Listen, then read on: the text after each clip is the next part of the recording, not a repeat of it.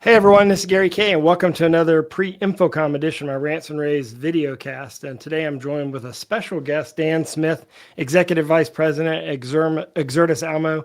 First off, Dan, how are you doing? I'm doing great. I've been very inspired by what we've seen so far this year.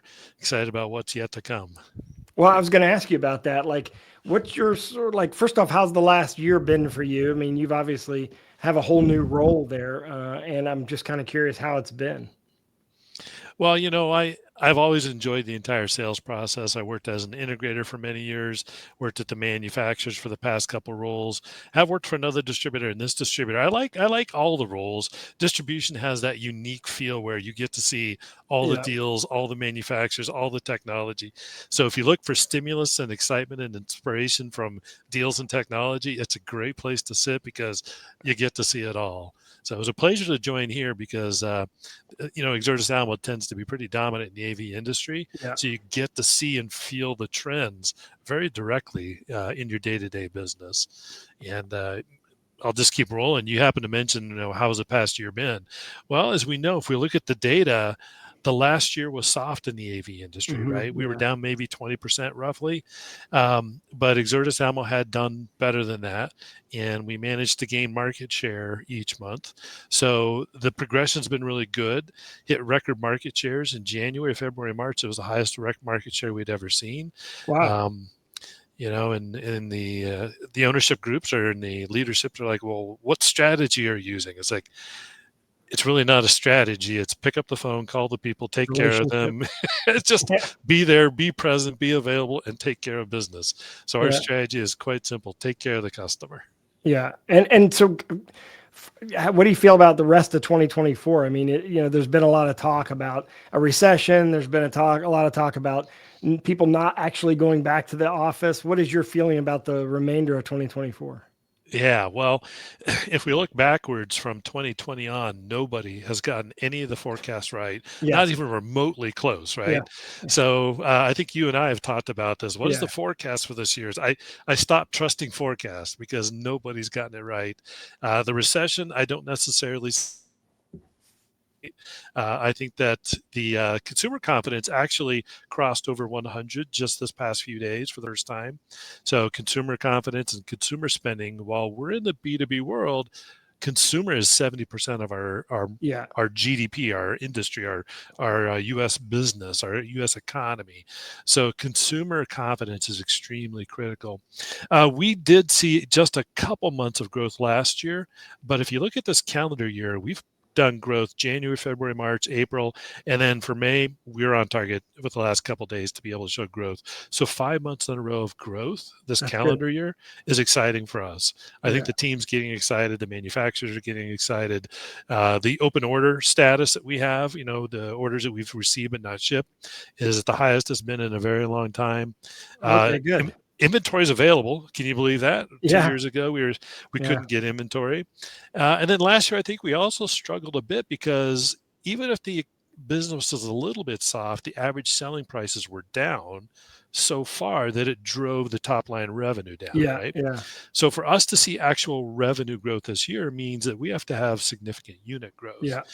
So we've seen unit growth, but it is not as much as the unit growth that's driven this as people have moved to higher end projectors, larger displays, more interactive digital boards, more advanced collaboration systems. So we're really moving up the technology spectrum. And what's changed a lot is that technology evolution keeps going. And I'm a technology geek. I know you Yeah. are too. And I keep thinking we're about to plateau, and then every time we take a leap past where I Something think we're happens. going to Yeah. go. Yeah, so Yeah. that's exciting. I think people like you and I, and the people maybe listening to this podcast, would really are enthused by what they see happening in the technology front. Yeah. And I think LED is going to be a big part of that. I think the LED is sort of getting closer and closer to merging with all the other display technologies, that it's going to have a big factor and impact on our industry. You're going to be in the West Hall in booth 1912. Great location because you're going to be around all the big display companies in that hall, booth 1912. I'm kind of curious, like you said, you sit in the middle of the market and see everybody. When we come to your booth at InfoComm, what can we expect? Well, we have a limited size booth, but what we tried to do is pack all the newest technologies that are in there. Things Okay. you may not have seen yet, may not be aware of yet. And when we represent 150 manufacturers, it's kind of hard to consolidate all that Yeah. into one booth. But we will have our teams there of the BDM people, the salespeople. By the way, the BDMs at Exertis Almo are trained specifically on a vendor and a technology. So that's all they do all year long is train on vendors and technology.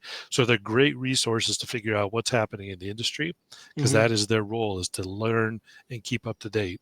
So hopefully when they come, they'll be able to see some of the new technologies, new services too. The services part has grown tremendously. So Yeah, in fact, Steph just recorded a video cast with an interview we showed on this morning's rAVe TV, an interview with John Riley talking about all the services and sort of the impact of that, along with it was really about the fundraiser for Wave It, but it turned into an educational thing about all the services that you're doing and how everything has changed. It is interesting. The one last thing I want to ask you about, because I think you're a great visionary. I'm curious because services, we're sort of at that cusp of where we're able to actually start selling services as a bigger portion of our business. Most integrators, if you talk to them, services would definitely be lower than 20% of their total revenue, and in many cases it'd be even less than 10%. There's a few out there that have gotten in the range of 30 to 40%. What do those that are still around the 10% range need to do differently, and what services should they focus on based on your experience?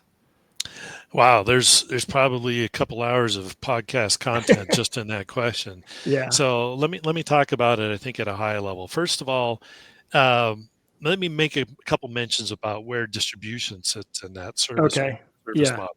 So 5 years ago, if you would have said distribution was doing services, I would have said it's not going to work because the integrators want to walk in with their name on the polo, right? Oh, it's Okay. my company. I'm the service person. But then what happened is three significant things happened that changed the industry for service. Number one, labor shortage. We struggle, everybody struggles with getting enough labor. That's number one. Number Yeah. two, what's happening is the end users keep merging and merging, which means the end users have a larger geographic footprint or a national footprint. Yeah. So you can't Good point. fly people. You Yeah. can't fly people to go to service because you just can't afford to do that. Right. The third thing is the technology we were talking about is exploding, and technology specialization has become so important. 5 years ago, I feel like you could almost have an AV engineer who could go take care of whatever install you're doing, right? Right. But now the technology, if you mentioned LED requires it requires not almost, it does require a dedicated Yeah. SE to understand all the different technologies, how to install all the different controllers, all the ways to program them. If you look at interactive digital boards, the amount of LMS, DMS, learning management software, digital management software, tools that are out there, sharing platforms, you almost need an SE that's dedicated just to Yeah. IDB. Then we have people that are dedicated to DSP programming for digital signal processing. We have people that are dedicated to controller programming. So you end up there's so much specialization. It's hard to have the right SE on staff for the right job or keep them busy all the time. So between labor shortages, geographic distribution, and technology specialization, we actually set a target for last calendar year for our year, and we almost doubled that number because there's so Wow. much demand for services right now. And then just to make sure it's clear, we never talk to the end user. We never bill the end Yeah. user. Yeah. It's always done through a reseller. We do not step into that relationship. Yeah. You We're always you on the actually backside as a general. Yeah, y'all have actually provided some amazing services for the integrator to save them in a lot of cases, especially with the labor shortage. But then you're also providing services that they can also white label and sell themselves. So there's that opportunity as well.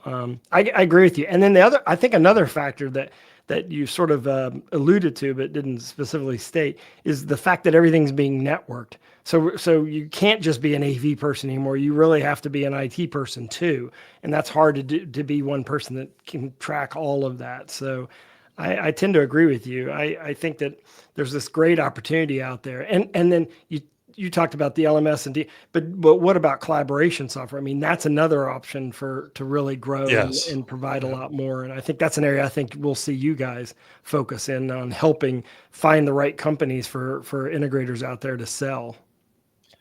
Yeah, we at our E4 roadshows, we have some collaboration software partners that come in and do classes, and the classes they are literally standing room only. Yeah, There'll they be were. 40, 50 chairs in the classroom, and there'll be people standing around the perimeter. Just learning about one piece of software can be a 2-day class, right? Yeah. There is so much to learn to be able to install, support, train. So yes, services is a huge part. As technology gets more complex, the services definitely ramps up. Yep. So there's two things that Dan mentioned that you need to do.